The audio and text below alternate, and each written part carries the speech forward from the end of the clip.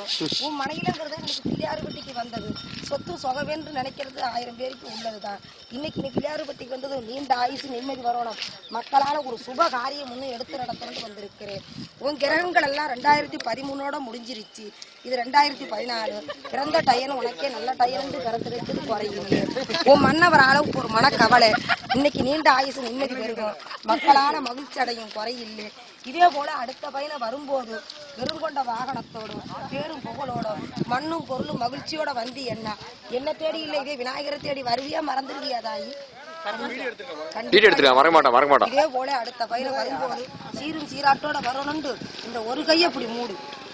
ராலி forward.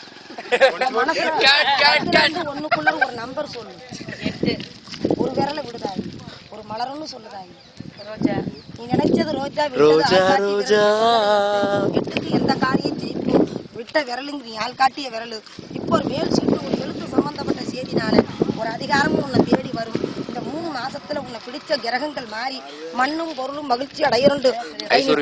இன்னையோட உன் குறையெல்லாம் நீங்கன்னு சொல்லி இத்தனை பேர் நான் கூப்பிட்டு கேட்கல. உன் பேர்ல ஒரு செலவு கேட்டு செய் பாப்போம். உங்க கை வீட்டு ராஜா கேட்டு போ. கைதறி விசில நீப்பா கஷ்டப்பட்டு கேமரா ரோல் பண்ணிட்டு இருக்க.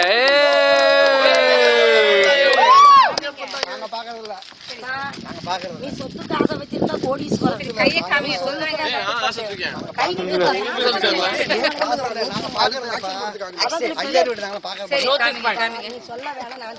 1000 பேருக்கு நீ யோசனை சொல்லுவேன், அடுத்த ஓசை நீ கேட்க மாட்டோம். கை சுப்பிரமணி கை இருக்குதே பேரும் புகழோட வாழ வேண்டிய கை. ஆனா 60 வயசுல பட வேண்டிய கஷ்டம் எல்லாம் 20 வயசுல பட்டு முடிச்சுட்டு ஆயுள் வளர்ல உனக்கு குறையில்லை, அன்னத்துக்கு வஞ்சகம் இல்லை. கெண்டங்கள் ஆபத்துகள் வந்திருந்தாலும் பொருள் தான் செலவாயிருக்கும், உனக்கு உயிருக்கு மோசம் போகல. 3 தெய்வங்கள் உனக்கு துணை இருக்கிற வரைக்கும் குறையில்லை. இன்னைக்கு பிள்ளையார்பட்டிக்கு வந்தது போல குடசீலம் பெருமாள் எல்லைக்கு ஒரு பயணம் போயிட்டு வாங்க, நினைச்சது கைகூடி வரும். உத்தியோகம்ங்கிறது நீ பெரிய கலெக்டர் உத்தியோகம் அரசாங்க உத்தியோகம் நான் சொல்ல வரல, இருந்தாலும் ஒரு எழுத்து சம்பந்தப்பட்ட செய்தி ஒரு மேலு சீட்டு மதிப்போட வரவிக குறையில்லை.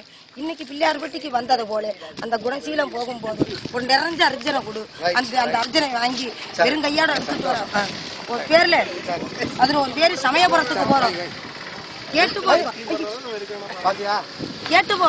இத்தனை பேரை கேட்கல, சுமங்கலிகள் அண்ணன் வாங்கி சாப்பிடணும்னு கேட்டேன். நீங்க பாருங்க நன்றி. நீங்க இவ்வளவு பார்த்து கொண்டு இருந்தது சாப்பிடுங்கப்பா, வீடியோ பாப்பா செம்ம காமெடியா இருக்கும். வெயிட் பண்ணி நிழல்ல பாப்போம்.